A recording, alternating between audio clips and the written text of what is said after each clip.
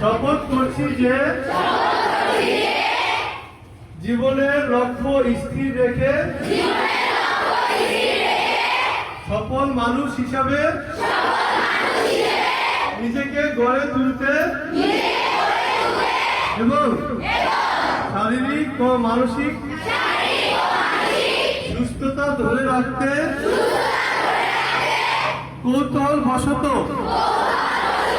আমি মাদক গ্রহণ করব না। কোনো অজুহাতে মাদকের স্বর্ণপন্ন হব না। মাদকের ধ্বংসাত্মক মায়াজালে নিজেকে জড়াবো না। অন্যকে জড়াতে সহায়তা করব না। মাদকের বিরুদ্ধে সামাজিক আন্দোলন গড়ে তুলব। মাদক ব্যবসায়ী সংবাদ আইন শৃঙ্খলা রক্ষা